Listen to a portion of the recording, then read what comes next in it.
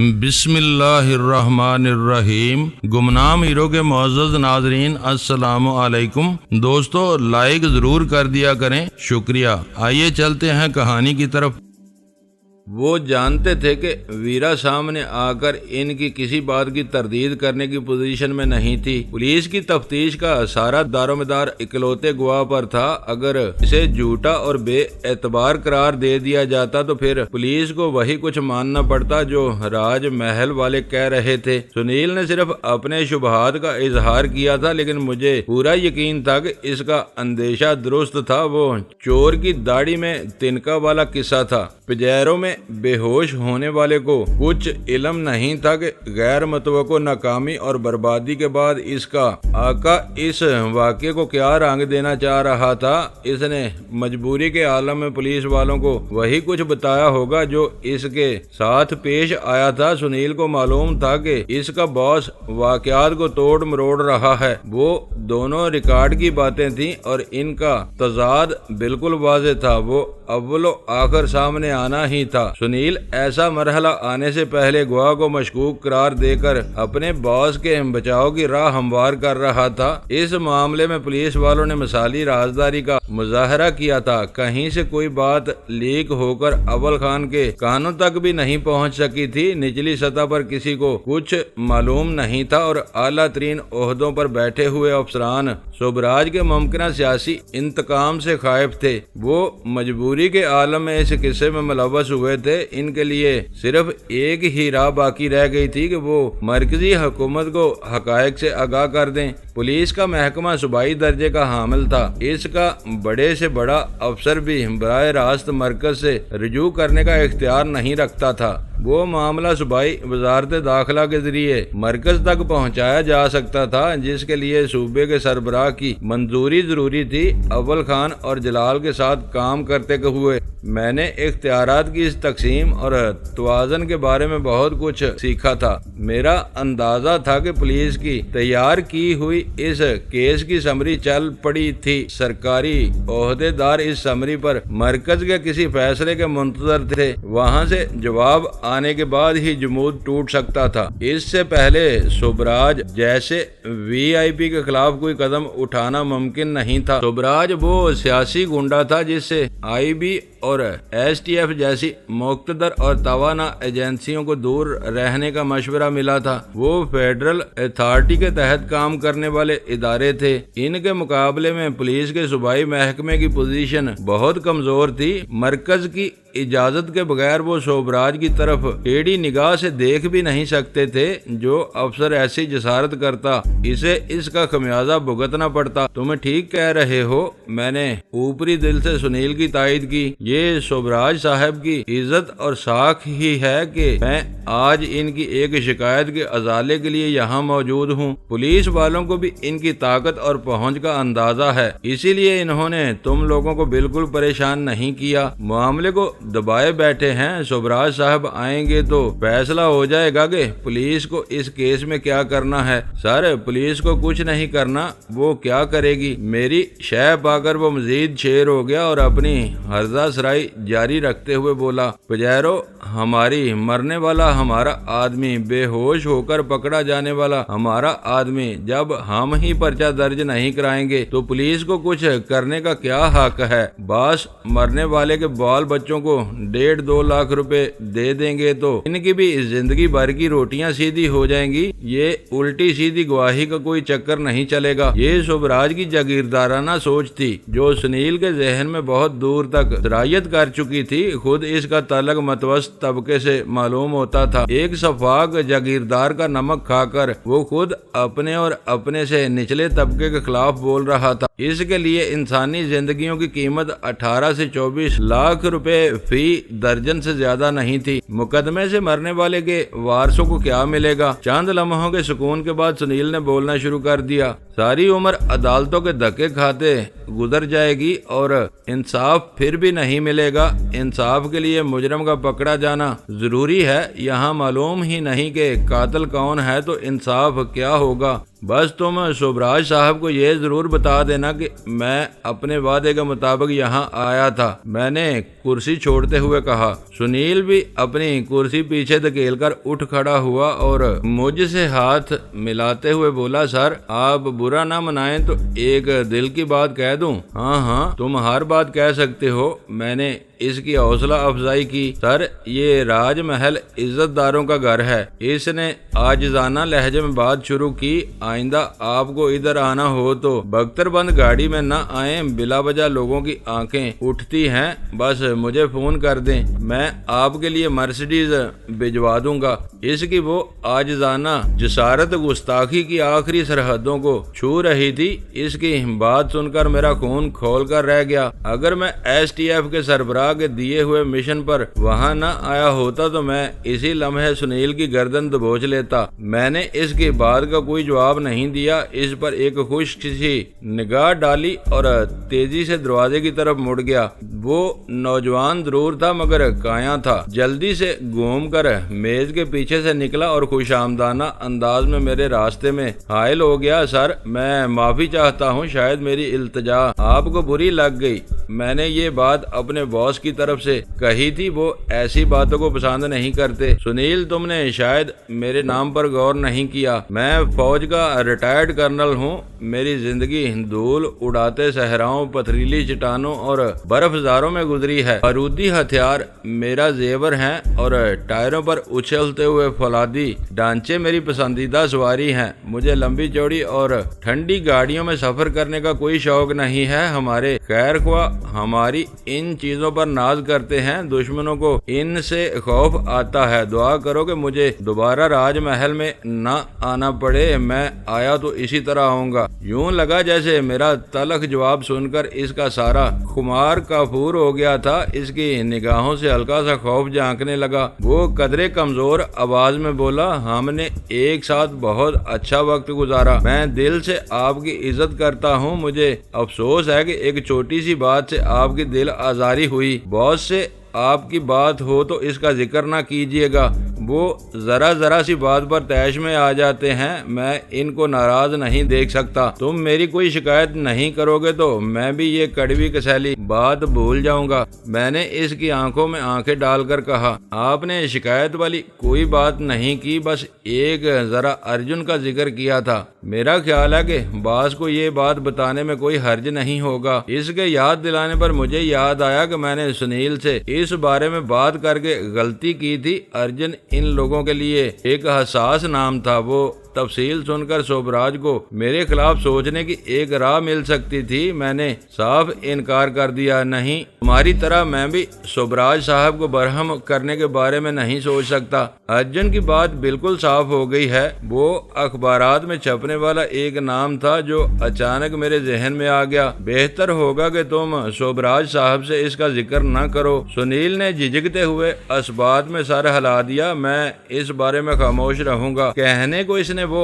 इकरार कर लिया था। इसने बदमज़गी के हवाले से अपनी कमजोरी का इजहार करके एक मौका फराहम कर दिया था। मैंने भी एक फौरी ख्याल के तहत अपना मुतालबा पेश कर दिया था। इन लोगों के लिए अर्जुन कुमार का नाम बहुत अहम था। सुनील मेरी जुबान से इसके जिक्र को आसानी से फरामोश नहीं कर सकता था। मुझे अंदाजा था इस बारे में वो मुझसे किए हुए वादे की पासदारी नहीं करेगा। अपने आका को ये बात जरूर बताएगा कि मैंने माजरतों के साथ साथ इससे अर्जुन के बारे में मालूमात हासिल करने की कोशिश भी की थी, लेकिन इस बारे में इसको रोकने की एक कोशिश कर लेने में कोई मुजायका नहीं था। वो बात बज़ाहिर तय कर लेने के बाद मैं इसके दफ्तर से बाहर निकलता चला गया। वो मेरे साथ साथ बाहर तक आया था। बख्तरबंद गाड़ी के पास स्ट्राइक यूनिट के चारों अरकान अपनी राइफलें संभाल कर पूरी मुस्तैदी के साथ खड़े हुए थे। इनके अंदाज से जाहिर हो रहा था कि कहीं से गड़बड़ का जरा सा भी खदशा होने पर वो बेदरेक गोलियों की बाढ़ चला देंगे।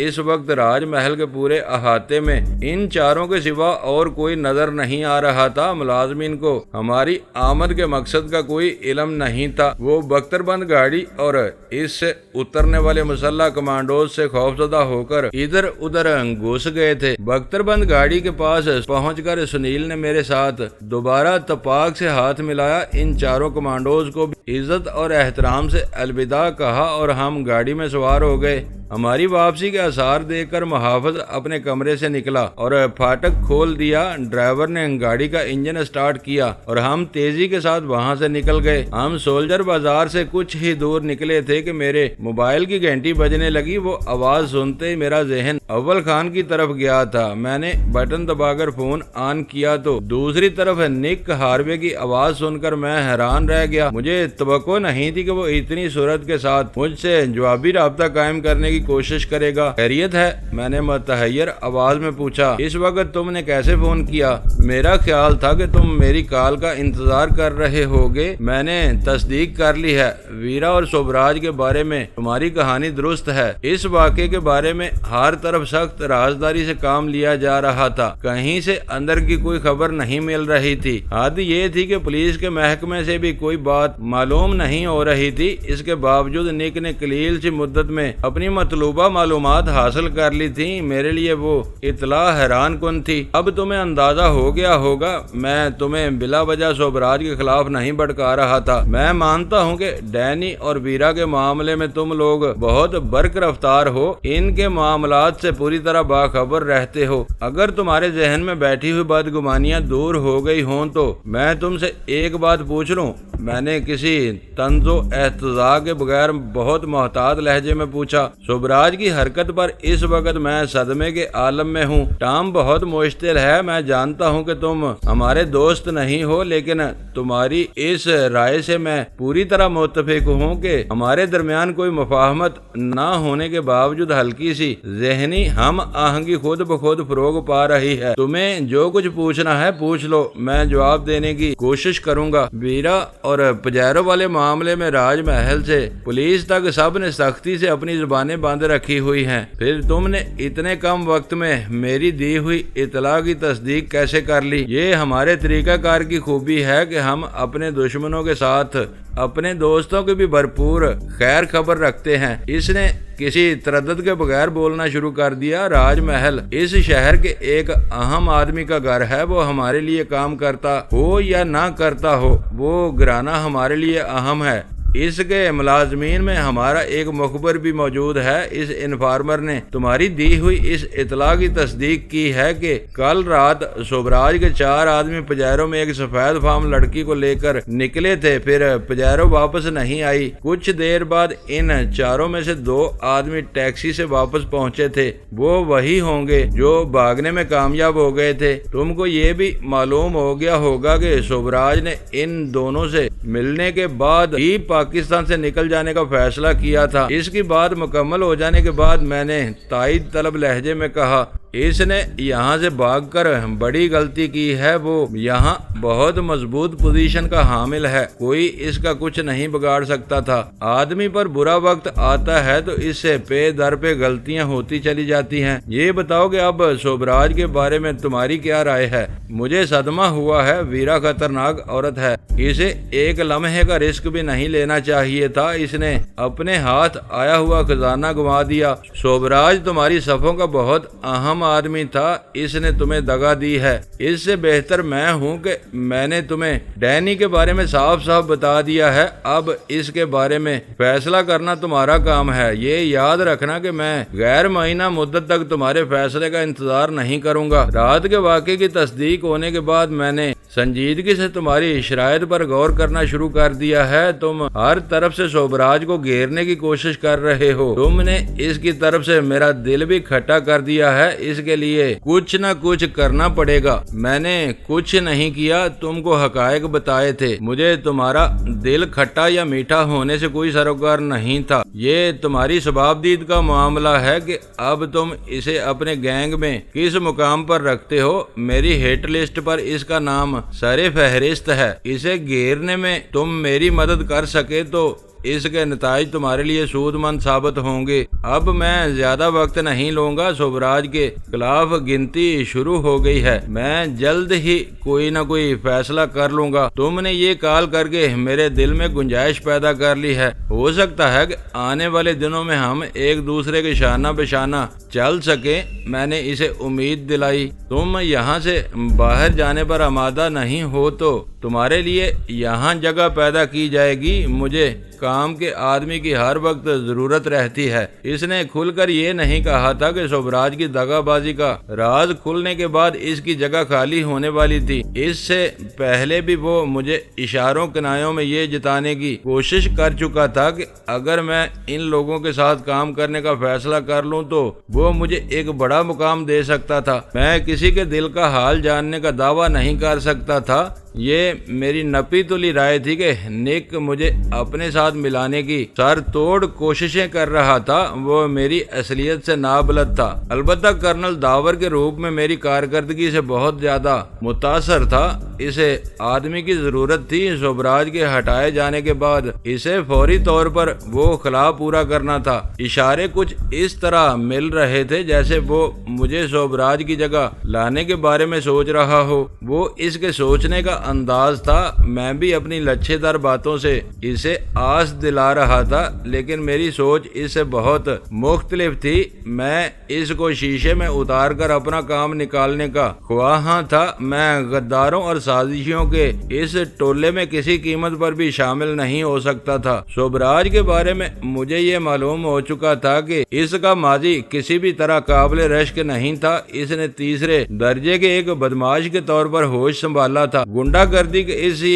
दौर में इसका सियासी शोबतेबाजों से मेल जोल हो गया और इसने बदमाशी की सियासत की दाग बेल डालकर रफ्ता रफ्ता वो मुकाम हासिल कर लिया जहां वो इन दिनों फायज था। दौलत की चकाचौंध ने लोगों की निगाहें इस हद तक खैरा की कि वो शुभराज के माजी को यकसर फरामोश कर चुके थे और इसे एक मुअज़्ज़ज़ सियासी लीडर तस्लीम करने लगे थे। ये अंदाजा लगाना दुश्वार था कि शुभराज का अमेरिकी एजेंसियों से कब राब्ता हुआ होगा। वो लोग लंबी मुद्दतों के मंसूबों पर काम कर रहे थे और हर मुल्क में उभरने वाली क़यादत पर गहरी निगाह रखते थे ताकि जरूरत पेश आने पर इनमें से अपने काम के आदमी चुन सकें। शुभराज अपने दागदार माजी और अक़लीती बरादरी की बिना पर अमेरिकी एजेंटों के लिए आसान शिकार था। किसी वक्त इसे मुंतखब कर लिया गया। ये यकीनी बात थी कि इसने अपने काम की इब्तिदा निचली सतह से की होगी, लेकिन तवील रफाकत के बाद वो इस हद तक अमेरिकियों का दिल जीतने में कामयाब हो गया कि रफ्ता रफ्ता कोबरा के मुकाम तक जा पहुंचा था, जहां वो पूरे पाकिस्तान में फैले हुए मुखबरी के जाल का सरबराह था। पूरी फील्ड फोर्स इसके अहकाम की ताबे थी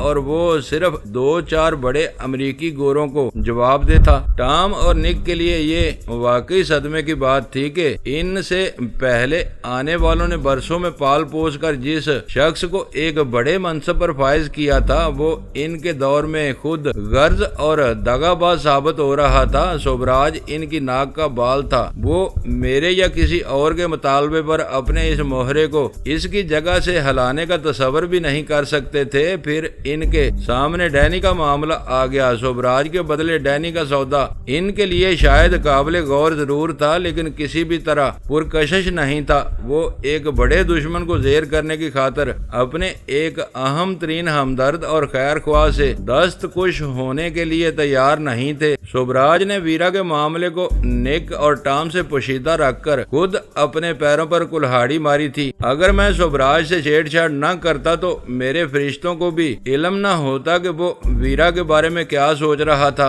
मेरी तरफ से बदनाम किए जाने की धमकियों से डर कर पहले इसने अव्वल खान को अपना हदफ बनाने की धौंस दी और फिर वीरा को यरगमाल बना लिया। अपनी नाम नेहाद शिरकत को बहाल रखने के लिए इसे ऐसे ही किसी मजबूत सहारे की तलाश थी। ये शुभराज की खुली बदनसीबी थी कि वीरा के जरिए मुझे ही पकड़ने के चक्कर में वो वीरा से भी हाथ धो बैठा। वीरा की आजादी के बाद शुभराज अपने मजबूत सहारे से महरूम हो चुका था और मुझे खुली छूट मिल गई थी। मेरे इंकशाफ पर निक को यकीन नहीं आ सका था कि शोभराज ने वीरा के मामले में इसे अंधेरे में रख कर धोखा दिया होगा। इस खबर की तस्दीक होने के बाद शोभराज पर अमेरिकी हमायत के दरवाजे शायद बेरहमी से बंद हो चुके थे और किसी भी लम्हे इनकी तरफ से शोभराज का हांका शुरू हो सकता था।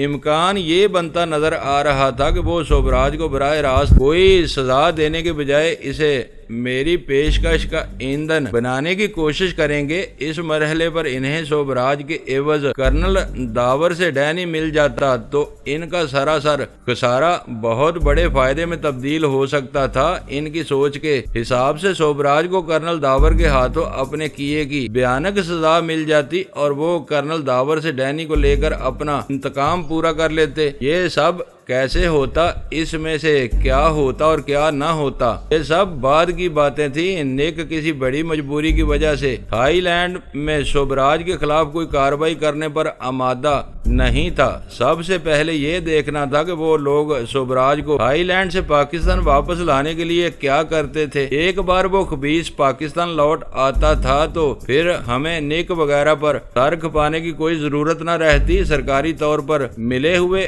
VIP प्रोटोकॉल के बावजूद हम अपने वसाइल से काम लेकर किसी न किसी तरह इसे कैफरे किरदार तक पहुंचा सकते थे। वापसी पर स्ट्राइक यूनिट वालों ने मुझे घर पहुंचाने की पेशकश की, लेकिन मसला वही था कि इस अजूबा रोजगार बख्तरबंद गाड़ी पर बिला वजह हर एक की नजर उठती थी। इस हैबतनाक गाड़ी को राजमहल वालों ने पसंद किया था, न मैं अपने घर ले जाना पसंद करता था। मैं यूनिवर्सिटी रोड पर अपने घर के करीब गाड़ी से उतर गया। सड़क पार करके मैं चंद मिनट में अपने घर पहुंच सकता था। मैं अपनी इस मुहिम के नतायज के बारे में कोई पेशगी राय कायम करने की पोजीशन में नहीं था, लेकिन कामयाबी के इम्कानात रोशन नजर आ रहे थे। वापसी में मौसूल होने वाले निक के फोन ने इन मस्बत इम्कानात को बहुत ज्यादा तकवीयत दी थी। मैं रास्ता नापता हुआ घर वापस पहुंचा तो वहां मैदान साफ था। मेरी तवक्को के बरअक्स अव्वल खान कहीं और मसरूफ था। शाम को अव्वल खान अपने रोजमर्रा मामूलात के मुताबिक अपने दफ्तर से फारग होकर हमारी तरफ आया तो वो बहुत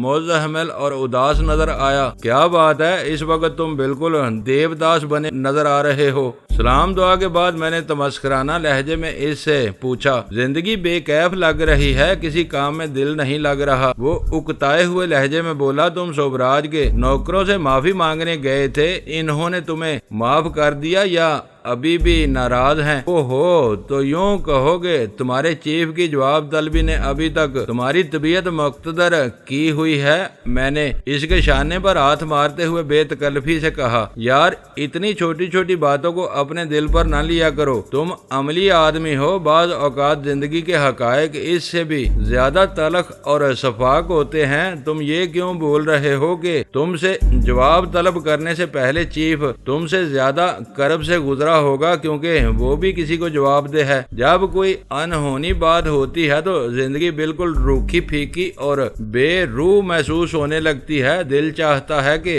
सब कुछ छोड़कर बिन बास ले लिया जाए। इससे ज्यादा तकलीफ दे बात और क्या हो सकती है कि अमन और कानून के पासदारों को बदमाशों और मुजरिमों के पास हाजिरी देना पड़े। तुम्हें दिल गिरफ्तार होने की जरूरत नहीं। मुझे राजमहल में जाने के लिए एक बहाना चाहिए था। तुम्हारे बॉस ने मुझे वो मौका फराहम कर दिया। मुझे वहाँ एक बड़ी कामयाबी हासिल हुई है। कामयाबी के जिक्र पर अव्वल खान की आंखें चमक उठी। कामयाबी? मैंने अर्जुन कुमार के कातिल को पहचान लिया है। वो शोभराज का दस्ते रास्त है। शायद तुम सुनील की बात कर रहे हो, वीरा बोली। वो बदशक्ल या हैबतनाक नहीं है, लेकिन अपनी सर्द आंखों से सफाक कातिल मालूम होता है। खुश मिजाजी के आलम में भी इसकी नजरें मुझे अपने वजूद में अंदर तक उतरती हुई महसूस हो रही थी, मगर वो बहुत डीठ और पक्का मालूम होता है। ब्लैक कैट्स के बारे में यही कहा जाता है कि वो मर जाते हैं लेकिन अपनी जुबान नहीं खोलते। सुल्तान शाह ने लुकमा दिया, मगर तुमने देखा कि जिंदगी के रास्ते बंद पाकर गोपाल ने अचानक सब कुछ बताना शुरू कर दिया था। सुनील इससे ज्यादा पक्का नहीं हो सकता। मैंने इन दोनों की बातों पर ज्यादा ध्यान नहीं दिया। मैं ये देख रहा था कि लफ्ज कामयाबी ने अव्वल खान के مزاج پر حیرتناک اثر ڈالا تھا۔ اس کے چہرے پر چھائی ہوئی اداسی اور لا تعلقی یکایک کافور ہو چکی تھی اور وہ حشاش بشاش نظر آنے لگا تھا۔ تمہیں اس پر شبہ ہو گیا تھا تو تم کو اسے اپنے ساتھ لے آنا چاہیے تھا، اول خان نے دھیرے سے کہا۔ اس وقت میں خیر سگالی کے مشن پر گیا تھا، ایسا کوئی قدم اٹھانا مناسب نہیں تھا۔ شوبراج کی واپسی تک یہاں حالات کو جوں کا توں رہنا چاہیے، کوئی گڑبڑ ہوئی تو وہ واپسی کا ارادہ ملتوی کر دے گا۔ دنیا بہت وسیع ہے، وہ کچھ عرصے کے لیے کہیں بھی جا کر روپوش ہو سکتا ہے، میں نے جواب دیا، لیکن اپنے سیٹلائٹ فون کی وجہ سے وہ ہر وقت آپ کی دسترس میں رہے گا۔ غزالہ نے ہنس کر یاد دلایا۔ مجھے امید ہے کہ اب نک بھی اسے واپس لانے کے لیے اپنی کوششوں کا آغاز کر دے گا، 1-2 روز میں اس کا نتیجہ سامنے آ جانا چاہیے۔ میں نے امید ظاہر کی۔ یہاں سے جانے سے پہلے تک تو وہ متذبذب تھا، ویرا نے حیرت سے کہا۔ ویرا والے قصے کی تصدیق کرنے کے بعد اس کا سارا تذبذب ختم ہو گیا، اب وہ غصے کی حالت میں ہے۔ تو کیا تمہارا اس سے دوبارہ رابطہ ہوا ہے؟ ابھی راستے میں اس کا فون آیا تھا، اس نے ذرا سی دیر میں اس واقعے کے بارے میں سارے حقائق معلوم کر لیے تھے۔ نک سے تمہاری کیا بات چیت چل رہی ہے؟ مجھے یہ پتہ نہیں چل سکا کہ دوسری بار تمہاری اور اس کی کیا گفتگو ہوئی تھی۔ اس وقت میرے لیے اول خان کی دلجوئی زیادہ عزیز تھی۔ میں نے گزرے ہوئے واقعات کے بارے میں اسے بریف کرنا شروع کر دیا۔ سب ہی خاموشی اور انہماک سے وہ باتیں سنتے رہے، کسی نے دخل انداز ہونے کی کوشش نہیں کی۔ یہ ہے امریکی ذہنیت، میرے خاموش ہو جانے پر ویرا نے پرزور انداز میں کہا۔ ان کو تو اپنے سوا کسی پر بھروسہ نہیں ہوتا، یہ ڈالر بانٹنے میں فراخ دل ہوتے ہیں، اندر سے تنگ ظرف ہوتے ہیں۔ ان کے لیے کام کرنے والا ہر شخص خود کو ان کا منظور نظر سمجھتا ہے، مگر یہ ہر ایک کو اپنی ٹھوکر پر رکھتے ہیں، ایک کو دوسرے کے پیچھے لگاتے رہتے ہیں۔ شوبراج سوچ بھی نہیں سکتا ہوگا کہ اس کا کوئی ادنا سا ملازم نک وغیرہ کو اس کے بارے میں خفیہ رپورٹیں دیتا ہے۔ ان کا یہ طریقہ کار کتنا ہی خراب ہو، اس وقت ہمارے لیے سود مند ثابت ہوا ہے۔ غزالہ بولی، ایسی کسی تصدیق کے بغیر نک ان کی باتوں پر اعتبار نہیں کر سکتا تھا۔ اگر وہ اپنی بات پر قائم رہا تو شوبراج جلد ہی پاکستان میں نظر آئے گا۔ میرا یہ خیال ہے کہ راج محل والوں نے پجیرو کے بارے میں پولیس کو جو کہانی سنائی ہے اس میں بہت جھول ہے۔ پولیس ذرا سی محنت کرے تو اس کہانی کی دھجیاں اڑا سکتی ہے۔ سلطان شاہ اس وقت کچھ اور ہی سوچ رہا تھا۔ جب تک شوبراج کو دیا ہوا پروٹوکول ختم نہیں کیا جاتا کچھ بھی نہیں ہو سکتا، جانتے بوجھتے ہوئے بھی کوئی کچھ نہیں کر سکتا۔ یہ کیس پولیس کے گلے کی ہڈی بنا ہوا ہوگا، معاملہ قتل کا ہے، وہ فائل بند کر سکتی ہے، نہ آزادی سے تفتیش کر سکتے ہیں۔ اول خان نے اپنا تجزیہ پیش کیا۔ اس وقت کچھ بھی نہیں ہونا چاہیے، میں نے زور دے کر کہا۔ ایک بار وہ پاکستان لوٹ آئے تو پھر سب کچھ کیا جا سکتا ہے۔ اس وقت اسے اندازہ نہیں ہونا چاہیے کہ یہاں کی فضا اس کے لیے تیزی سے خراب ہوتی جا رہی ہے۔ میں نے راج محل جا کر اسی سمت میں کام کرنے کی کوشش کی تھی۔ پھر تمہیں سنیل سے ارجن کے بارے میں کوئی پوچھ گچھ نہیں کرنی چاہیے تھی، ویرا نے نشاندہی کی۔ وہ سوال ناگزیر تھا۔ ارجن کے نام پر سنیل کا رد عمل دیکھنے کے بعد مجھے بھی احساس ہوا تھا کہ وہ بات الٹی پڑے گی۔ میں نے اپنے سوال کی اہمیت گھٹانے کی خاصی کوشش کی تھی۔ دیکھنا ہے کہ اب آگے کیا ہوتا ہے۔ سوال کرنے کے بعد اسے لوٹانا ناممکن تھا۔ یہی ہوتا ہے، ویرا نے اس بار تائید کی۔ ہمیں ہر بات کے رد عمل کا پہلے سے اندازہ نہیں ہوتا۔ تالاب میں کنکر پھینکنے کے بعد ہی اندازہ ہوتا ہے کہ اٹھنے والی لہر کنارے تک آئیں گے یا پھر درمیان میں ہی تحلیل ہو جائیں گے۔ تم راج محل کی سیر بھی کر آئے، اب تمہارا کیا ارادہ ہے؟ اول خان نے پوچھا۔ کچھ بھی نہیں، اب صرف انتظار کرنا ہے اور یہ بھی دیکھنا ہے کہ اوپر سے پولیس والوں کو کیا احکام ملتے ہیں۔ پولیس سے تم زیادہ توقعات وابستہ نہیں کر سکتے۔ انہیں چھوٹ مل جائے پھر بھی وہ شوبراج کے اثر و رسوخ اور دباؤ سے نہیں بچ سکیں گے، یہ ان کی مجبوری ہوتی ہے۔ اول خان نے کہا۔ مجبوری کے ساتھ تم ان کی ضروریات کو بھی بھول رہے ہو، ویرا نے تمسکرانہ لہجے میں दखल अंदाजी की मशहूर है कि इनमें पैसा चलता है। इनकी तनख्वाहें इतनी कलील हैं कि सब नहीं तो बेशतर पुलिस वाले थोड़ी सी पुरअसाइश जिंदगी गुजारने के लिए भी रिश्वतें कबूल करने पर मजबूर होते हैं। हमारे हरीफ के पास पैसा भी है और ताल्लुकात भी। पुलिस वाले इस दो तरफा दबाव का मुश्किल ही से मुकाबला कर सकेंगे। क्या अमेरिका में रिश्वत बिल्कुल नहीं ली जाती? सुल्तान शाह को अपनी पुलिस की बुराई पसंद नहीं आई। ली जाती है मगर बहुत कम। वीरा ने मुस्बत अंदाज में जवाब दिया। वहाँ बल्कि दुनिया के हर महजब मुल्क में तमाम सरकारी मुलाजमों और खास तौर पर कानून के रखवालों को माकूल तनख्वाहें दी जाती हैं। इसके बावजूद बाज हरीस अफसर कभी कभार रिश्वत ले लेते हैं और मुंह भर कर लेते हैं। इनमें से कोई भी रंगे हाथों पकड़ा जाता है तो इसका हशर खराब हो जाता है। इसे सारा खाया पिया उगलवा लिया जाता है। ये सब खूबियां वसाइल से पैदा होती हैं। गजाला नासेहाना अंदाज में बोली, वसाइल के बगैर कुछ भी नहीं किया जा सकता। दुआ करो कि पाकिस्तान में वाफर मिकदार में तेल या सोना निकल आए तो हर तरफ खुशहाली की लहर आ जाएगी और सारी खराबियां खुद बखुद दूर हो जाएंगी। बातें चलती रहीं। रफ्ता रफ्ता अव्वल खान का मूड भी बेहतर हो चुका था। वो हम सब की बातों में सरगर्मी से हिस्सा ले रहा था। इसी दौरान में डोरबेल बजी। मुझे हैरत हुई कि इस वक्त कौन आया था। जब से अव्वल खान ने अपने 2 आदमियों को हमारे घर पर मामूर किया था, छोटे मोटे कामों की जिम्मेदारी सुल्तान शाह के सर से टल गई थी।